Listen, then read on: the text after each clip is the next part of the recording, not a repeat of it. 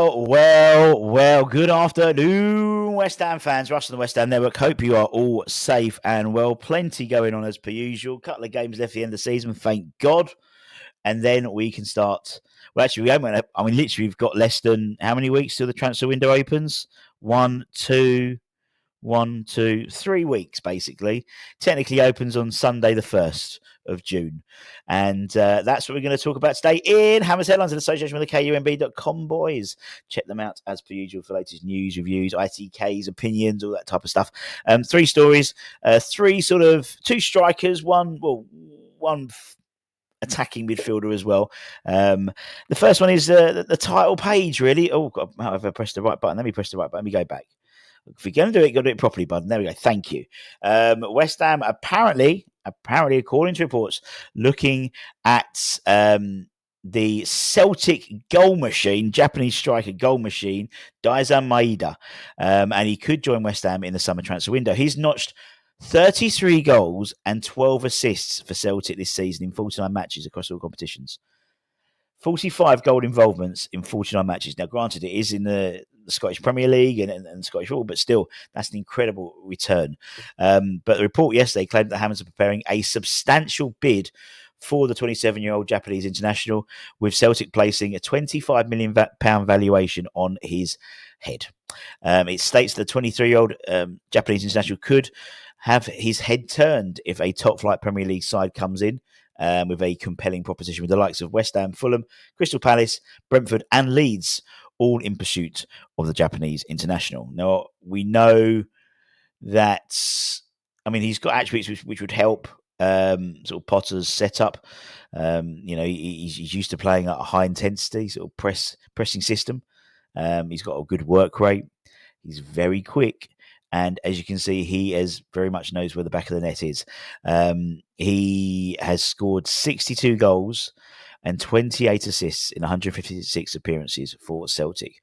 And he's versatile as well. He can play at central or he can drift out onto the left. And actually, you're thinking maybe with someone like Kudus going, 99% sure, someone like Maeda, not saying it's direct replacement, but could sort of fit in there and provide that sort of pace and also that clinical sort of nature. If Jared's out wide on the right, crosses it in, someone like Maeda knows where the back of the net is. We know that West Ham are also, there's two sides. There is the footballing side, and he's a very good player, scores a lot of goals, knows where the back of the net is. But there is the marketing side as well. West Ham have long had a desire to buy a player from Asia to open up the market for West Ham. They see the effect of someone like Son. When we had Riku from in the women's side, they were able to sell the rights to the WSL West Ham games over in Asia because of that and stuff like that. So they know there's a huge potential there by signing an Asian-based star, and Daizen could be it. Could be it. 25 million. Does it seem a little steep for a Scottish-based player? Possibly, but I think it's not just. I think the value is a commercial value as well. West Ham could easily, could sell him, buy him rather, and easily sell shirts to cover that cost. Look at Heung-min Son, for example. He must have earned 10, 20 times his transfer fee, at least, just by selling shirts over in Asia. And it'd be interesting to see. Looking back at it, famously under Potter's time at Brighton, Mitoma was brought into the side. Now, granted, a lot less of a risk investment. I think it was only £3 million Mitoma was, who was identified by Carl McCauley as well, by the way. So could he be his Mitoma? He's a little bit more ready, a little bit more sort of ready to roll, but fascinating, absolutely fascinating to see. And again, it sort of shows we're looking not just in the Premier League, in the Championship, but looking elsewhere, and I know it's the Scottish Premier League, but still, and it's not really hard to not identify someone who's had 45 goal involvements in a top flight league this year. But still, we'll see what happens. But it looks like there's going to be loads of interest in him. Same as this guy, James McATEE. A report in the Sunday Mirror yesterday said that the Hammers are amongst a dozen clubs that have made an approach to sign the England under-21 star. The 22-year-old is valued at £25 million as well. But the likes of Nottingham Forest, Leeds, Palace, Bayern, Leverkusen have also made inquiries. He's looking for regular football. He's only just started 3 Premier League starts all season for the Citizens.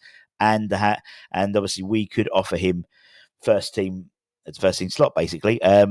Very similar to what Cole Palmer achieved after moving away from the Etihad, really. He's notched 3 goals in his 15 top flight appearances so far. And he's a player who I think would fit really nicely at West Ham.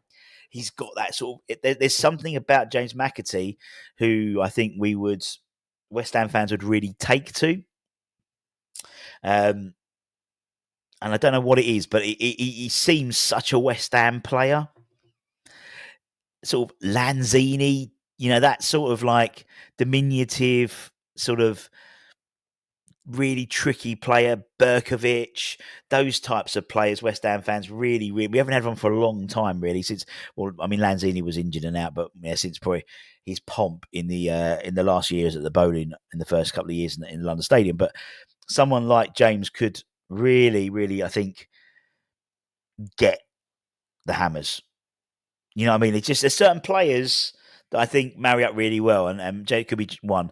Another one, I think, and I've been banging on the drum about this guy, is old Yilmaz. I think he is such a West Ham player.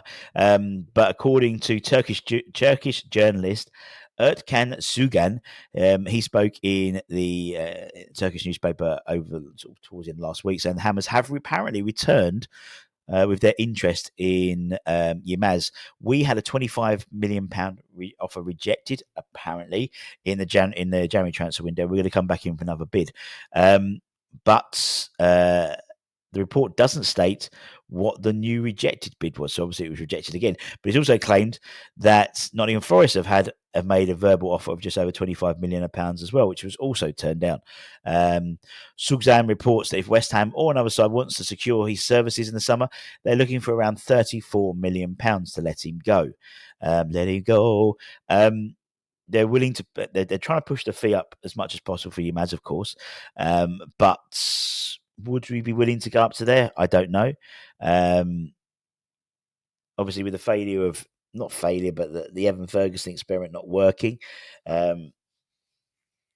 with Fulkrug